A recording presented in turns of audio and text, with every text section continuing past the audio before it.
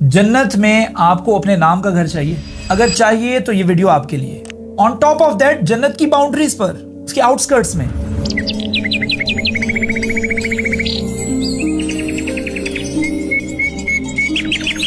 یعنی کسی سوسائٹی کے اندر آپ انٹر ہونے لگتے ہیں اور انٹرس میں آپ کا گھر ہو،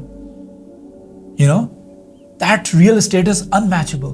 وہ ہوتا ہے نا، ایک سوسائٹی بنتی ہے اور ارلی برڈ جو ہوتے ہیں they are considered to be the expensive real estates. اور گارنٹر کون ہے؟ گھر دینے کا گارنٹر کون ہے؟ رسول اللہ صلی اللہ علیہ وآلہ وسلم.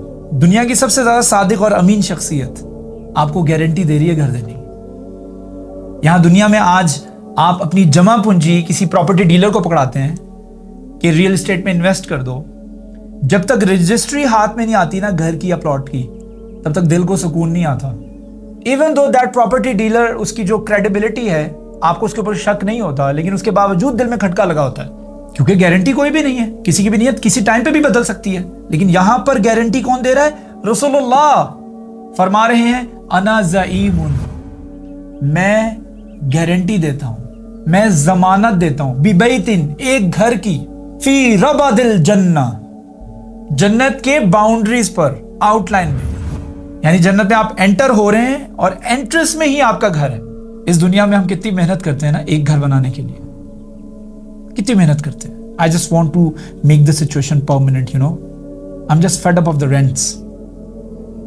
I just want to buy my own house, something of your own name, اگر آپ کسی محنتی لڑکے کو جا کر، جو محنت کرتا ہے، جاب کرتا ہے، بزنس کرتا ہے، اس کو جا کے اس کو پوچھیں what is the end game, what do you want from your life، وہ کہے گا I just want to make my own house، میں اپنے ماں باپ کو ایک اپنا گھر بنا کے دینا چاہتا ہوں. He just want to make the situation permanent. اور یہاں پہ آپ کو اتنی بڑی اپورچونٹی مل رہی ہے کیونکہ یہ دنیا تو ٹیمپرری ہے نا، اخلد خالدین فیہا، وہاں پہ تو آپ نے ہمیشہ ہمیشہ رہنا ہے. اور گارنٹی کون دے رہا ہے؟ رسول اللہ صلی اللہ علیہ وآلہ وسلم. انا زعیم ببیتن، میں گھر کی ضمانت دیتا ہوں اور اس کی گارنٹی دیتا ہوں، فی ربد الجنہ، جنت کے آؤٹ لائنز کے اندر. لمن طرق المراء، جو جھگڑا ختم کر دے، جو لڑائی ختم کر دے، وَإِن كَانَ مُحِقًّا، حالانکہ وہ حق پر تھا، حق پر ہونے کے باوجود وہ جھگڑا ختم کر دے تو اس کو گھر ملے گا. اس گھر کی گارنٹی دے رہے ہیں رسول اللہ.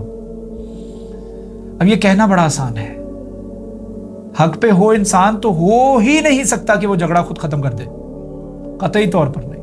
میں کیوں کر دوں بھائی؟ میری کیا غلطی ہے؟